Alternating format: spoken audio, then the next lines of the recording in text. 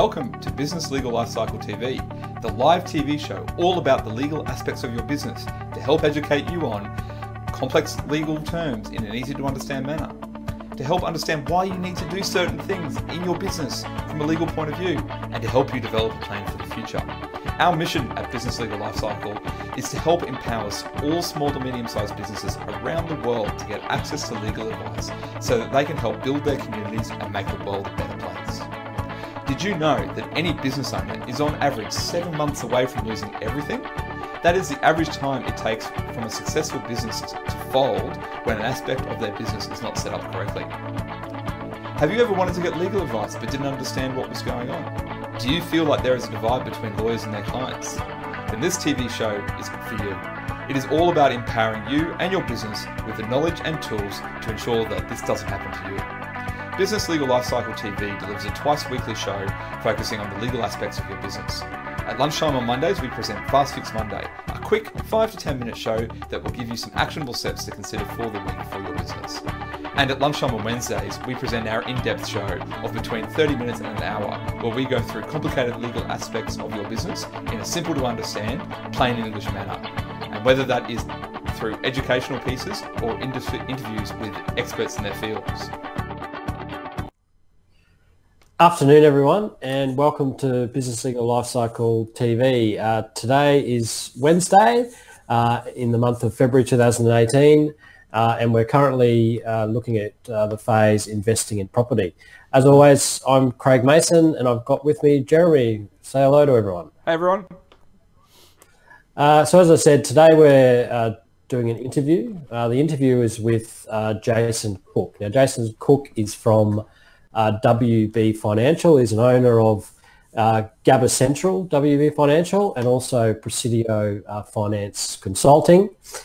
He sits on the board of directors at WB Financial Management, which has 12 offices around Australia and overseas, and they've got 500 in excess of 500 million in funds under management.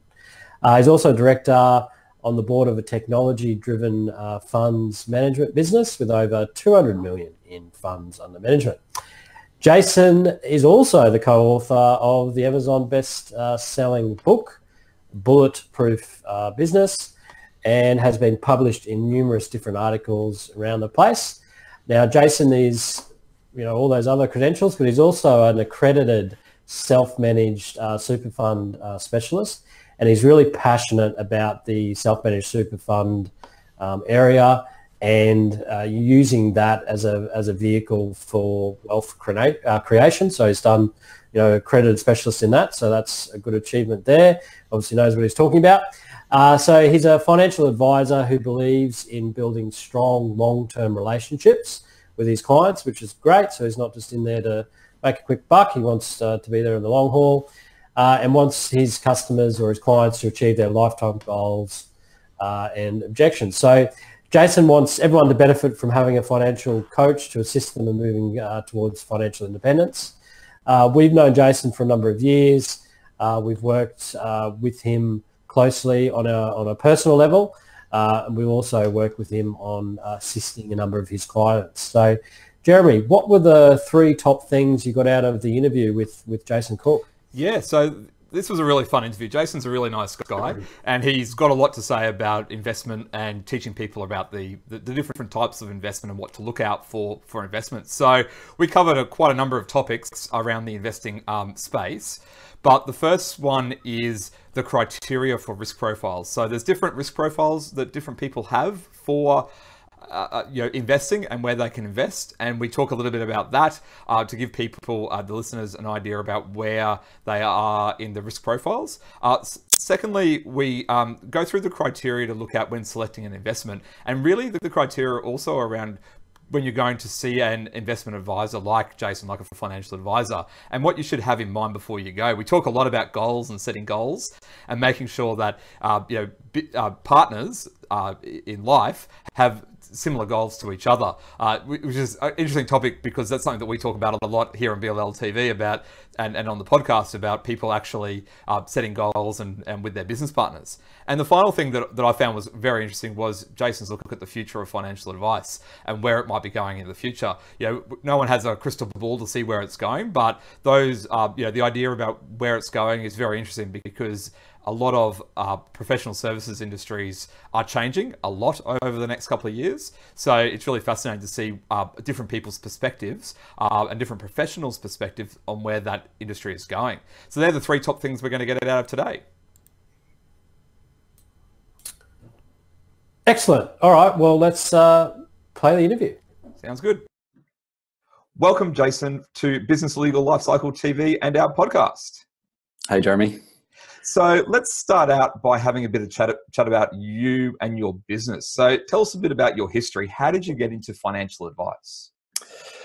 So in terms of my working career, I spent a fair chunk of it in the banking industry. And so, did a whole range of jobs and positions throughout banking, and sort of ended up in sort of like a premium banking role where the bank manages high net worth people. So it was a real diversified financial services offering in that you could get advice and lending and, all the things that, high net worth people might want to do when they think about money, trading shares, etc. So that was really my first intro into the advice industry through the bank. But at the time, my sole focus was on lending to those people. So, high net worth lending. And from there, I decided that the whole lending thing wasn't exactly for me. It's very transactional, even for high net worths. Once somebody decides they want to buy something, you get them the money and they leave, they're happy. Whereas, I could see that the advice component of those interactions was a lot more ongoing, and, you could have more meaningful interactions with people. So I decided at that point that I wanted to move into that space. I went and got a job in a private advice practice and spent a couple of years doing that and sort of learning the skill, and then had the opportunity to go and do my own thing. Yeah, great. So let's talk about that. Why did you start your own business? It was a little bit by accident and perhaps naivety as well. So the guys that I worked for, we became great friends. They had a really successful practice, and I guess I've always thought of myself as a little bit entrepreneurial, same as you, I guess. And they said, have you considered this? And basically the option was to take some of the clients that I'd built some rapport with and go and start my own thing. I think if I'd known what I knew now, I would have thought about that a little bit harder. But I was, gung-ho, let's go and make this happen. But it was difficult, particularly early stages, starting a business. You understand that. All the business owners watching this will probably understand that. I thought it was going to be sort of cat's whiskers and fairy floss and happy days and holidays all the time. And it just, it didn't turn out to be that in the early days. But it was a good learning curve. Yeah, it's funny. We all start business thinking we're going to be playing golf every Friday and going home early and getting our life back, and it ends up taking over us. But that's part of the fun of being in business, isn't it? Yeah, for sure. Excellent. So obviously you've got a lot of experience in the industry, the financial planning industry. How does that experience help you with what you're doing now? Look, the whole banking experience is just generally helpful. I don't think I necessarily need it every day, but, quite regularly, something will come up where having that sort of breadth of banking experience is quite useful. So for silly things like, someone wants a bank guarantee for something, or a international funds transfer, or, I understand how all of those other transactions operate and what they cost and how you go about doing them. We've got a young guy that works for us. He's got a couple of degrees, very, very smart guy. Wouldn't have a clue what a bank guarantee was because they didn't teach him that at uni. So no disrespect to him whatsoever, but I've been around sort of the money industry for quite a long time. So just the little things are actually quite useful. So that's probably one observation. The other thing would be in deciding what type of culture I wanted in my business, the way that I deal with my clients, seeing what I didn't like was also very helpful. Yep. So what I would say there, and the banks have been in the media recently around culture and sales practice, and I guess that was not really an appealing side of banking. There was a lot of pressure to crack on and sell some stuff, and it was very, very conflicted, in my opinion, in the way they went about it. So if you had something to sell, you would sell that. Was it the best thing to sell? Maybe not. Yep. Like, my opinion was that I didn't personally see anything that was wrong. I didn't see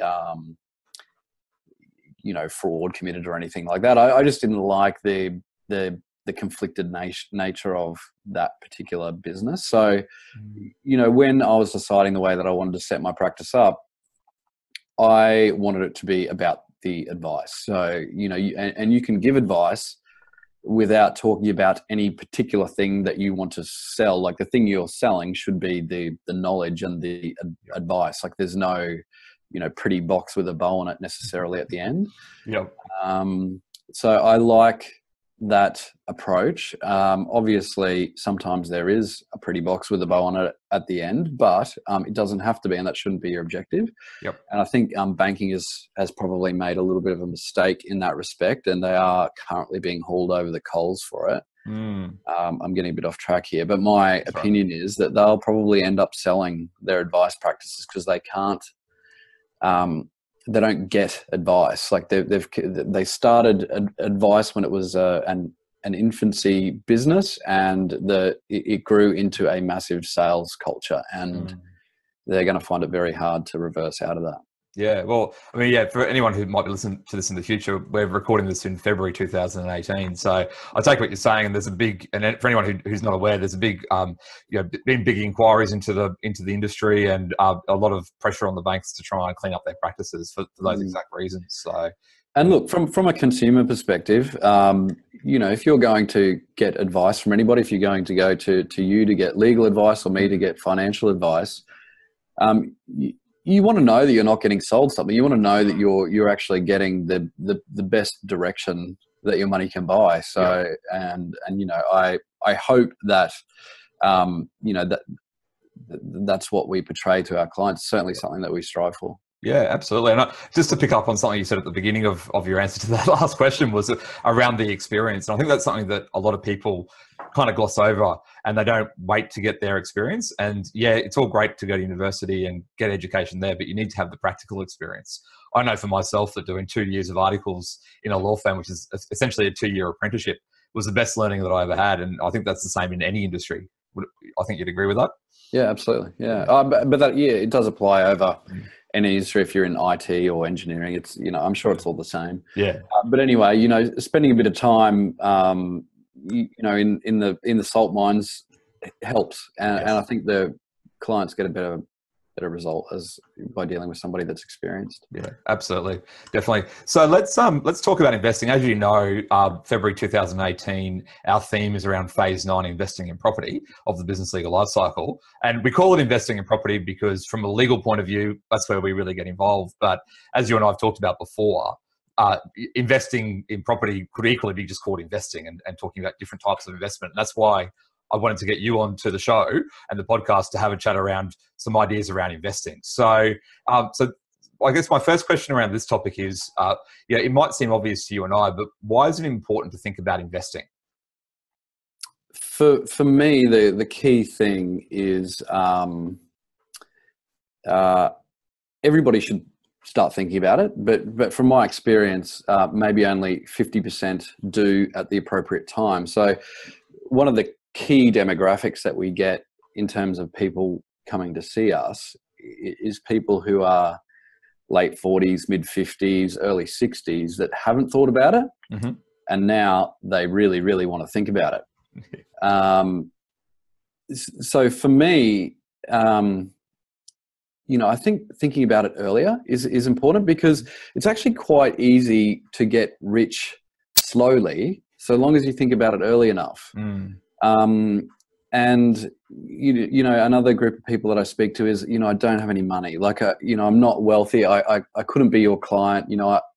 I'm not worthy of investing. But the thing is, so long as you have an income and a set of expenses, you can invest. And it doesn't need to be rocket science, so long as you spend less than what you earn and save a little bit. And the power of compounding kind of does the rest. I mean, you don't want to be making dumb mistakes, but if you do it really methodically and slowly, you will get rich. Yep. Or wealthy enough or financially independent. Something will happen good to you if you start thinking about it early enough. So I'm not sure if that answers the question. Yeah, no, it does. I guess from people who might be watching this, who might be 50 or 60, is it too late, or can they still do stuff to invest? Look, I think that the perfect time is now. No matter how old you are, Yep. you can make a difference. So the thing is, like, as soon as you give up, nothing's going to get any better. So, if you're 60 and you've never thought about it and you're actually a little bit worried about it now, it might be too late to get rich or become financially independent, but it's not too late to make a difference. Yep. So, in my mind, a difference is better than nothing. But certainly, some of the wealthier people that come in here have not necessarily been high income earners or sophisticated or educated. They've just done sort of the boring stuff really consistently, and they've done well. In fact, I was talking to a guy last night. He earns $49,000 a year, which in my mind is probably on the lower income scale. He's 60 years old. He has 12 properties. Wow. Okay. Now, I don't think that the number of properties necessarily dictates your level of success. For sure. But it just so happens that I think he has a really average property portfolio. It's too concentrated. They're in a really lower socioeconomic area, so he has tenant problems all the time. But he does have $1.2 or $3 million in equity. And I think last time I checked, whoever's watching, please don't go and sort of check on me with this, but the average female retires with $97 something thousand in super at age 65. Wow. Yeah. This is a single guy, never married. He's got $1.5 million in net assets, off an income that is currently less than 50 grand a year. Wow, that's pretty impressive. Yeah, And he just started when he was young. Yeah. Yeah. Okay. Cool. So I guess the key concept there is for people to know is that if they want to do it, they should do it no matter what time in life is. But the younger they are, the better. I think is yeah. Key to get out of that. So as we talked about when we were discussing getting you on the show, we want to give some practical stuff to people so that they can actually go away and do that. And we put together a worksheet. And so what I'm really interested to know is what are some key concepts that people need to get right when they come and see a financial advisor. And what I'm thinking here is that, what do you see that people need? And then we're going to put that in the show, in the workbook. So if people want to have a look at that, they can download that from the show notes. Yeah. But if you can go through some stuff, that'd be great. Just to give people an idea about what the kind of things that they need to have in place before they see a financial advisor. Look, I think it's worthwhile giving some thought or having a conversation with your partner before you actually go and see somebody. So for me, like, I have a lot of people who come in here and they've given no thought to what they actually want to get out of the conversation with us. Okay. So they will come in here and say, property or shares, or what shares do I get, or, how much can I borrow for a property? But my feeling on this, and happy to be corrected, but I feel that the thing that people want is not a property. The thing that they want is what the property will produce for them. Yes. Okay. And that's different for everybody. So, some people might want to go overseas every year or send their kids and grandkids to, expensive private schools, or some people might want to be financially independent or retire early. There's a whole range of different things, but not many people want a share or a term deposit or a property or a bond. They want what that's going to do for them. And not many people actually give that thought. They just think about the shiny thing that they can buy and not what that will do for them. And really, that's what is important. And it's similar to business. You need to have an objective and a goal, because the thing you want out of business is not necessarily writing a contract for a sale or whatever. You want the satisfaction and the financial success that produces over time. Yep.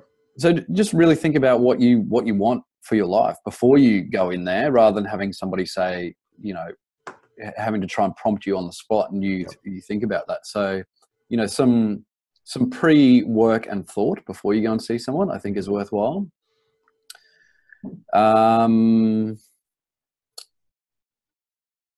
You know, have a good understanding on your current financial position. Yeah. If the person you're going to see hasn't asked you to put thought into that, do it yourself. Understand how much super you have. Understand what your cash flow position, what your budget is.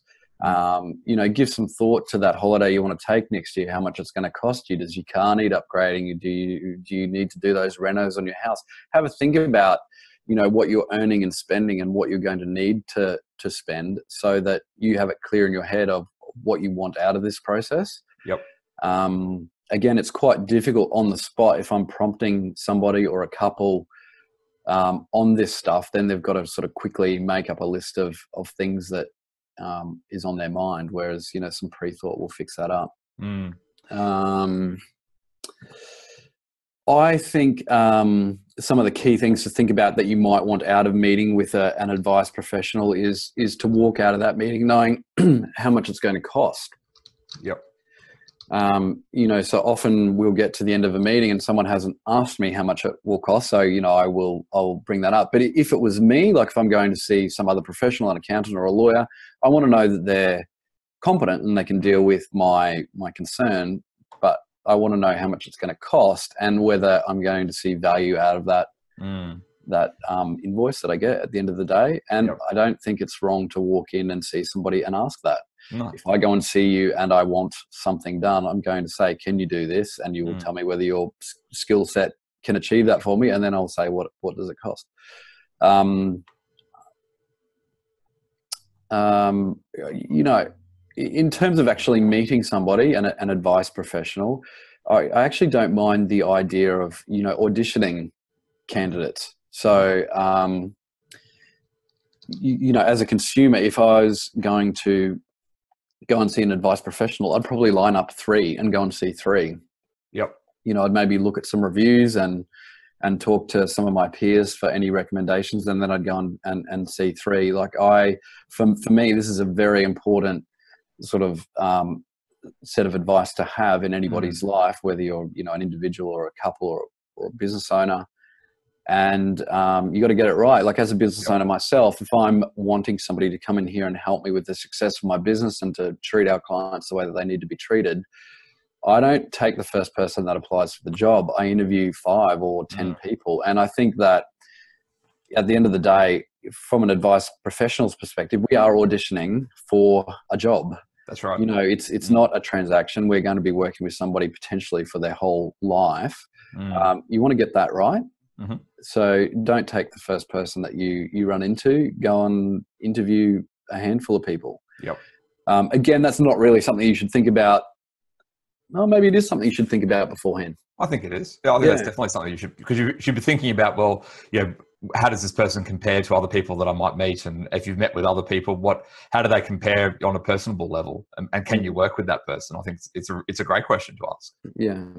And I think you have the mindset, you need to have the mindset that you're getting into a relationship with this person. So the thing is with advice is it's constantly changing and evolving. So, and the reason that occurs is because people change. They get a pay rise or lose a job or have a child or, you know, have a family tragedy. You know, things are changing constantly and the advice needs to evolve around that. So it's not a transactional thing. What you're doing here is you're sort of, in my opinion, you're inviting somebody into your family. Yep. In some respects. So you need to make sure that, you've got the right person. You feel comfortable with them. You understand everything. Very important. Got to understand what advice you're being given. If you're unsure that what you're being told is, if you don't understand the mechanics of it, don't do it. You know, it could be the right advice, but if you don't feel comfortable with it, then you probably shouldn't be doing it. Yeah, I think that's great advice because people often go, "Oh, I'll just put it all in the hands of the professional," without actually understanding what they're doing. And then if something goes wrong, or not something goes wrong, but something happens that's unexpected, then they might be surprised and might take that out on the advisor when they if they'd understood it a bit better, maybe they would have known it beforehand. Yeah. Yeah. And look, as an advice professional, I don't want people to be doing stuff that they don't understand, and that's exactly the reason why, because it will come back to bite you. Yep. Yep. Oh, just to go back to what one of your first point in relation to what to do before you go and see it, I think is really great is your expectations and what you want, and making sure that you talk to people or talk to your partner. It's the same as talking to your business partner. And I talk about this a lot on BLL TV and the stuff I do, that you need to have a conversation to make sure that you're aligned and where you're going. Because if you don't, that's when problems occur. And it's amazing how many problems can be solved simply just by having that conversation. Look, you guys might see this in your own practice where, and I'm talking about sort of a couple situation here, where each member of a couple gets surprised once they get into one of these sort of meaningful emotional discussions, where one will say, well, I want this, and the other one will say, well, actually, I don't want that. And then they realize for the first time that they actually want different things. And, I've had plenty of situations where there've been sort of tears and fights because they realize, after they get here that they're going in different directions. Yep. Yeah. And that's, I think that's true of a lot of things, not just partnership, marriage or partners. It's the same as business partners as well.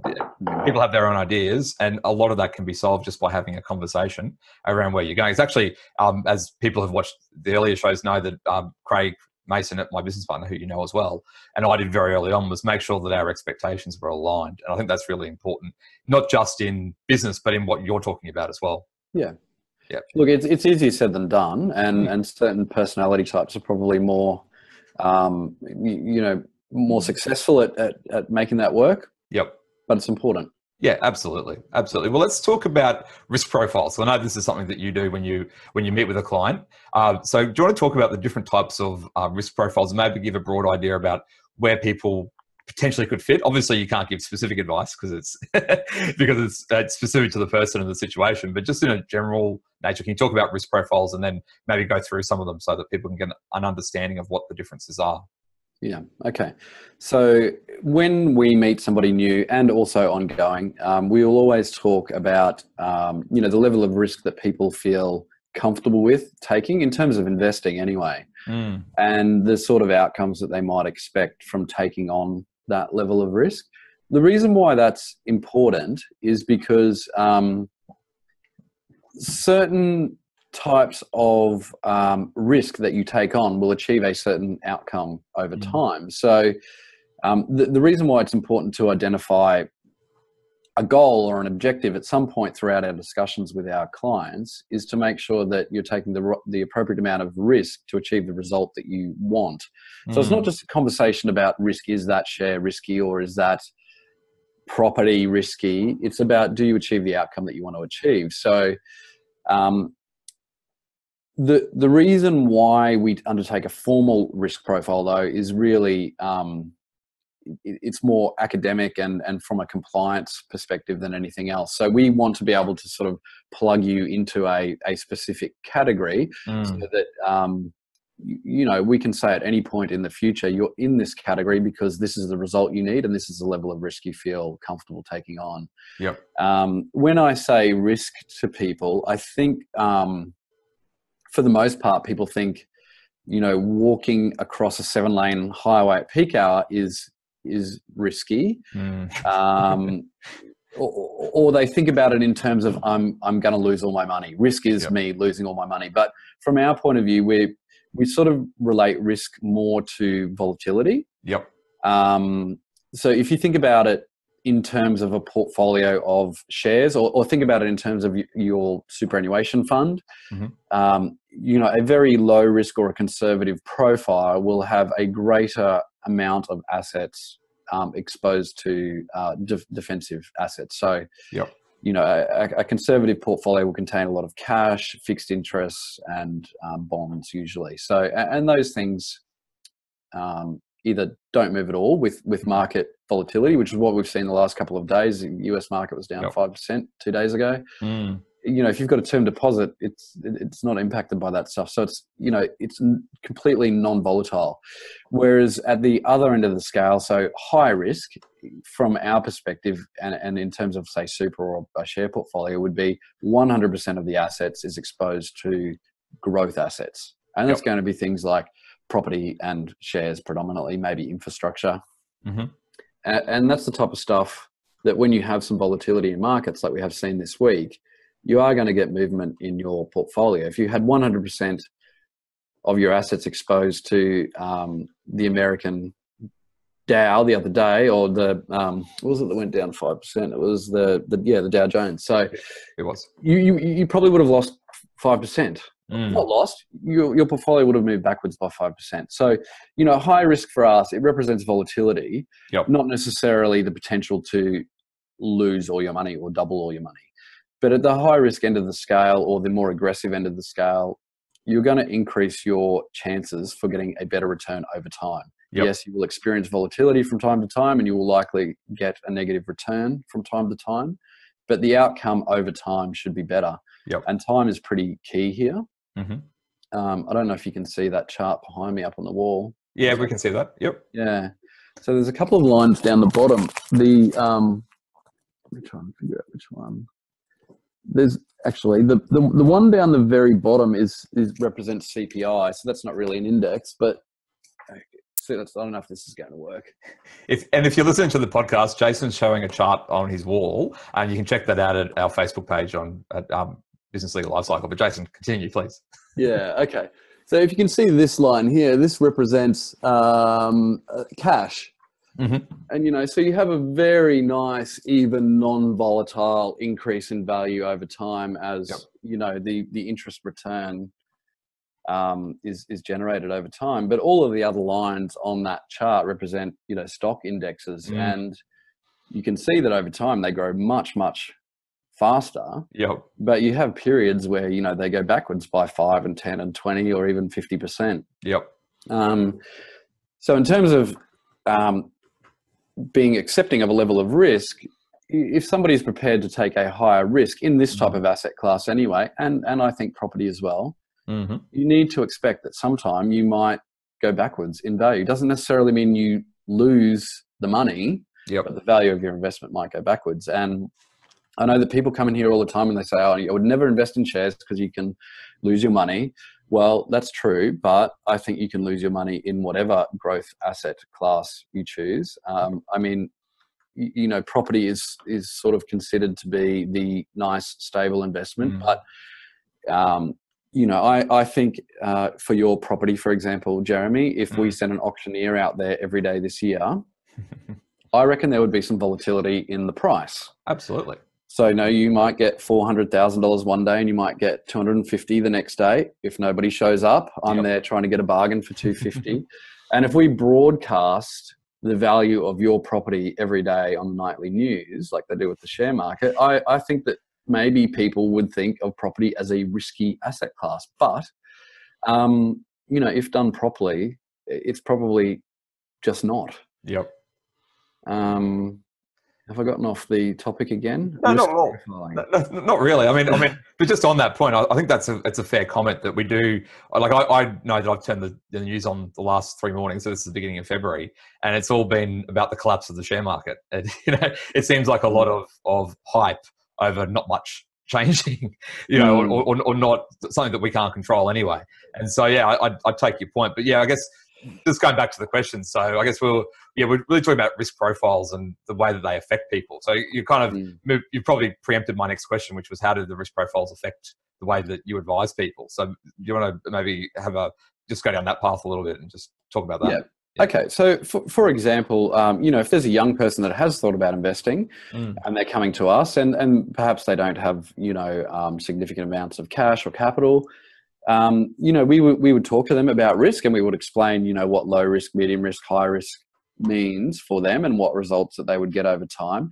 And often you will find that people who don't have a good understanding of investments in general will be low risk just because they don't understand. So in my mind, a good understanding of investments will give people a greater comfort in taking on more risk. Yep. What you find with property is everybody is a property expert because everybody lives in one. Yes. And so my view is that everybody believes that they are a property expert, and everyone feels comfortable getting a loan and buying property because they're all property experts. That's right. Whereas shares is a little different. And just to be clear, I'm not actually biased either way. So I just think they're both fantastic investments. We advise on both every day of the week. We're quite comfortable with both. They just do different things at different times and have different characteristics.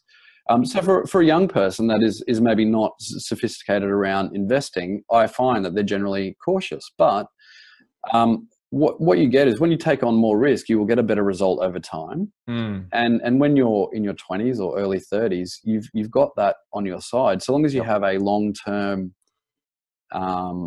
goal or a picture of what you want to achieve by investing, it's actually not very it's not actually the right decision for a young person who has a long-term view for their investment to be conservative, because you'll get a result like that cash chart that I showed you earlier, which is actually pretty average over time. In my opinion, for a young person, investing conservatively is actually risky. And the risk is you don't get the best result that you can or the result that you want. Are you able to take a photo of that and shoot us a copy, and we'll post that onto the show notes as well if people are interested, just to see the volatility that is there, but the fact that it does go up and the differences? Yeah, it is branded Vanguard. So, I have no allegiance or alliance to them. They just sent me a free chart. So if you do get a copy of that, I don't necessarily endorse Vanguard. We'll presume for the sake of this that it's accurate. But let's put it up there just as an example so people can see it as an example of what of the difference in the volatility, but also an understanding of what the returns are, at least according to Vanguard's opinion, not necessarily yours or mine. Yeah, sure.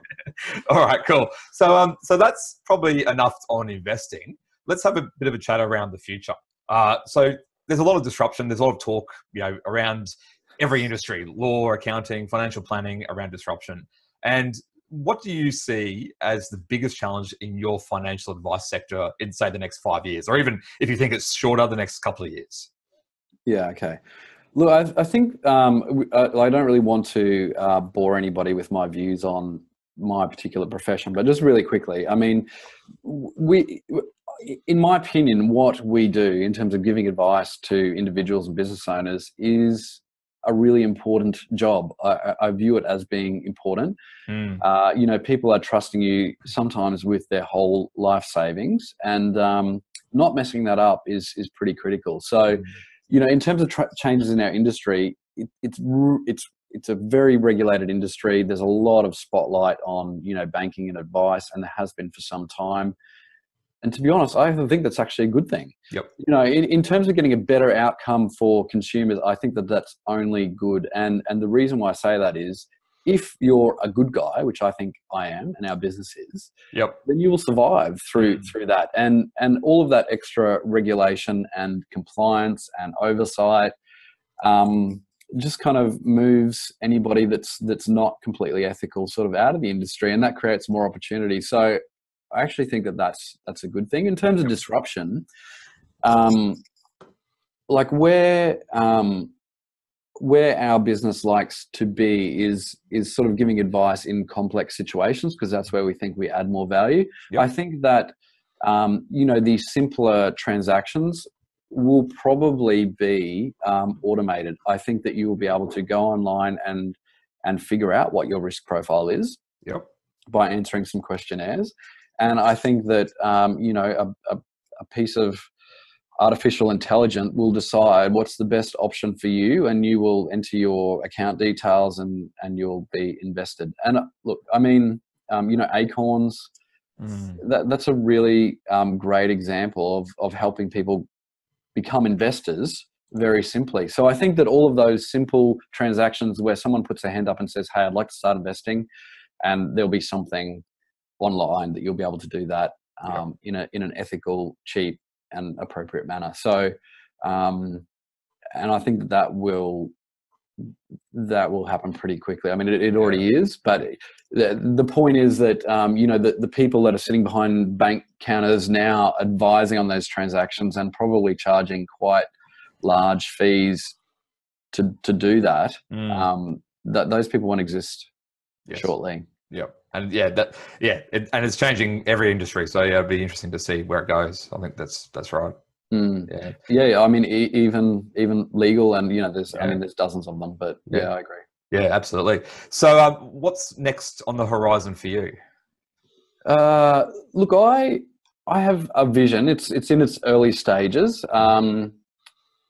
I think that there's lots of value in a consolidated, a consolidated financial services business. So where consumers can come and they can have access to an accountant, a finance broker, a financial advisor, potentially some legal advice, all in the one place. And the reason is, and you and I have experience with this, Jeremy, is that, you know, you have sort of Mr. Smith, who's a business owner. Their needs are varied and complex, and Mr. Smith might come and see me, and I will say, look, I think you should do this, this, and this, and you should get this contract and this testamentary trust. And all of a sudden they go to you and you say, well, hang on a second, no, that's not right. So you've had some other professional sort of encroach on your professional space and maybe give some advice that you wouldn't be completely happy with. Whereas if you can coordinate that, it's a better experience for the client. You know, they're able to get all the correct answers in the one spot at the one time. And that's not one person giving all this advice, but we might have, you know, 3 professionals sitting on one meeting, depending on the client need. And I think from a consumer point of view, it would be a great experience. Yep. Excellent.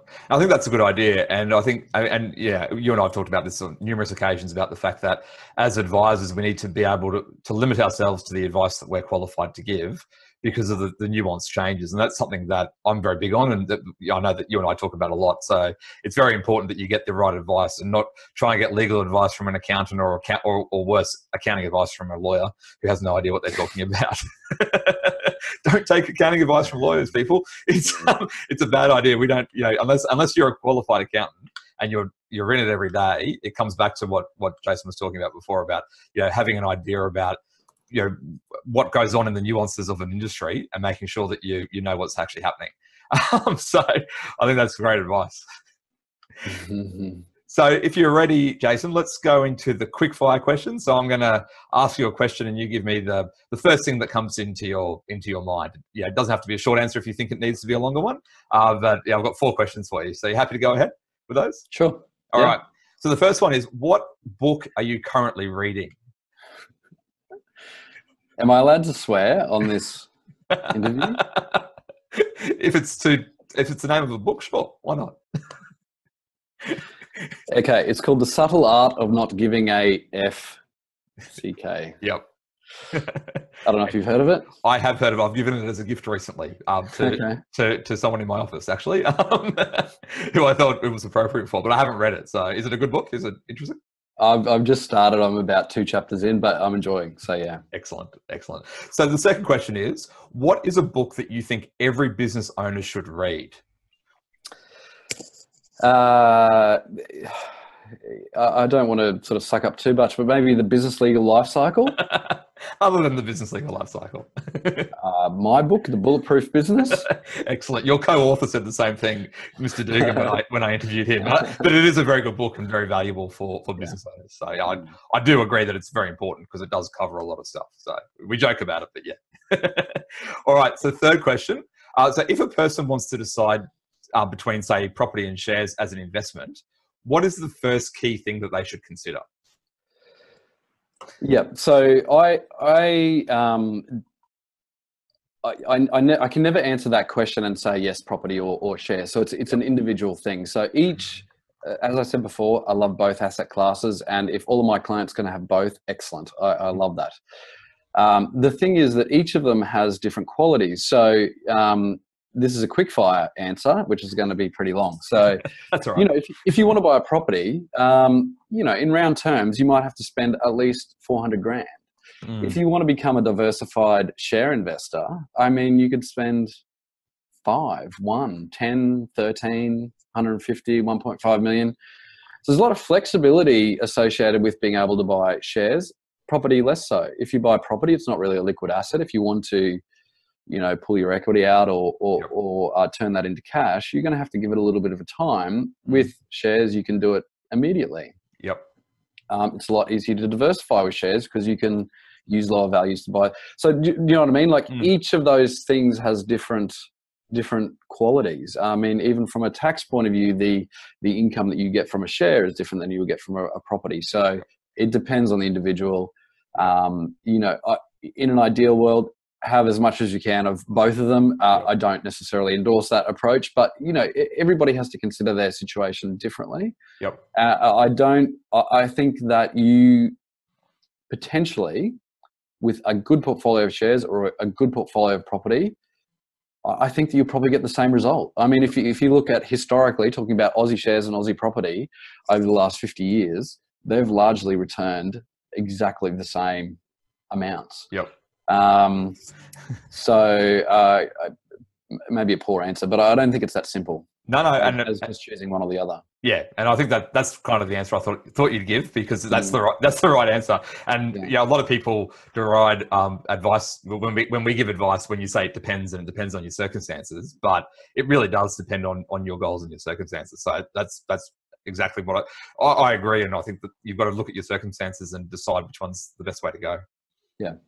So the last one is, if you could give advice to your younger self, what would that advice be? Start.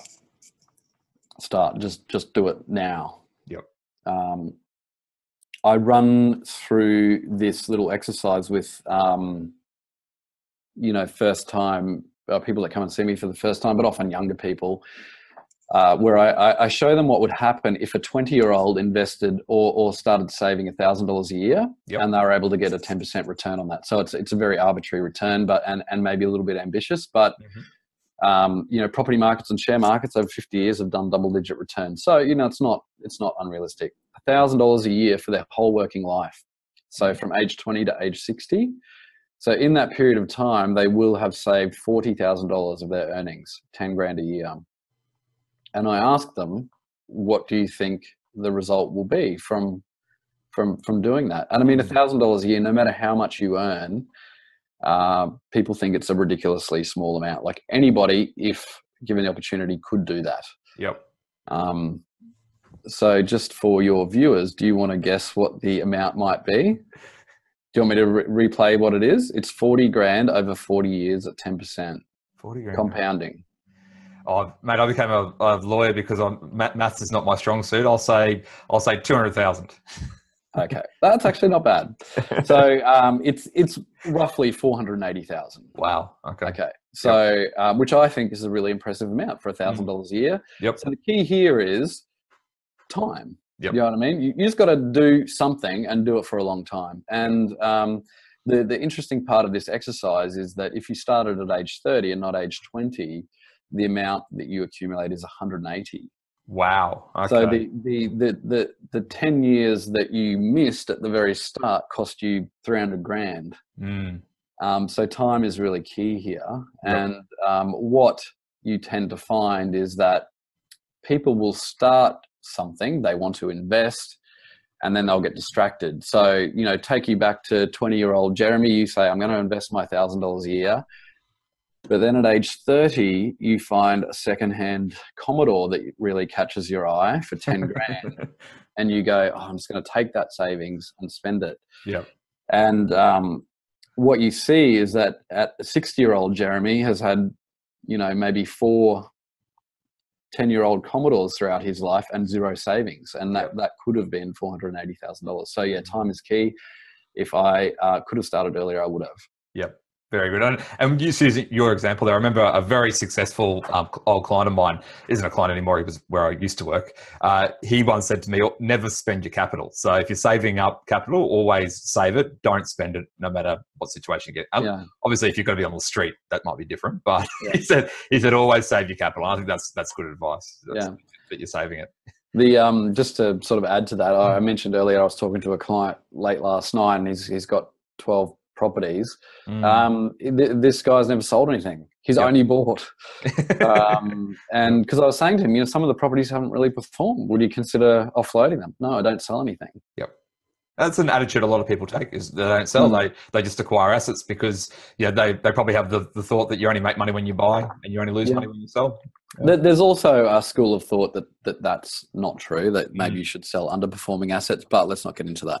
No, that's probably a whole other podcast interview on that stuff and really specific advice. So, Jason, thank you very much for your time. I think that the people watching and listening to this would have got great value out of that, and I'd encourage everyone to have a look at the worksheet and work through that, because this is something that, as Jason said, you've got to start at some point in your life, and the sooner you do it, the better. Jason, is there anything that we've missed that you think is important that you want to get across to the listeners or the viewers? Not really. Everybody has a different sort of set of competency when it comes to investing. I feel that no matter where you sit on that scale, whether you're new to investing or extremely experienced, there's always value in going and having a chat to somebody about it. Go and chat to a professional and just get a second opinion.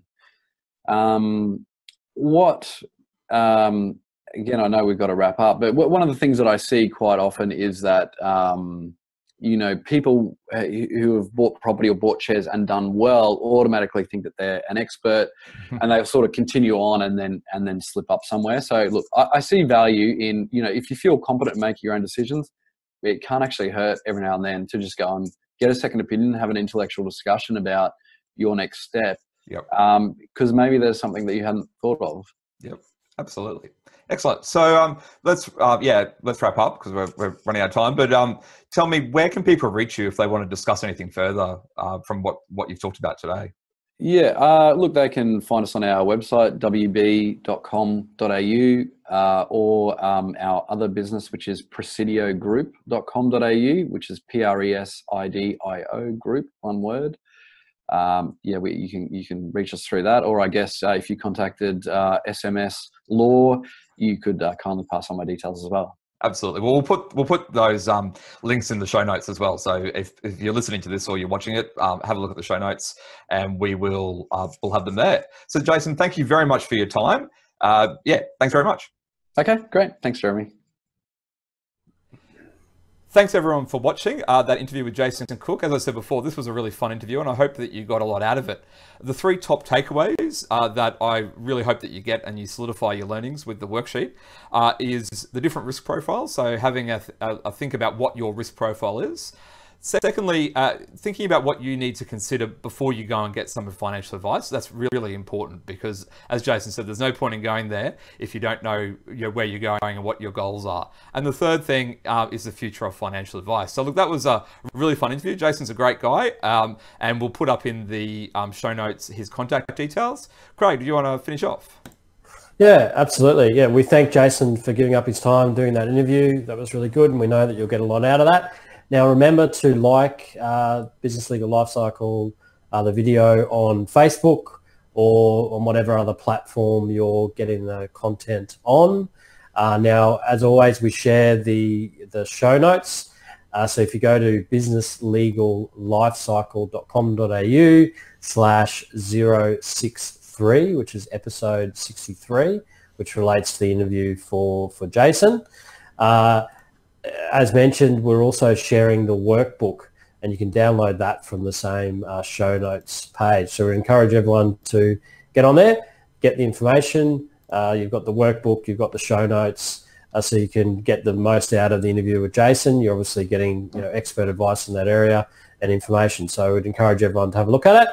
So yeah, that's it. That's us for Wednesday. We'll be back on Monday for another edition of Fast Fix Monday. So thank you everyone for joining us. Goodbye. Thanks everyone. Bye.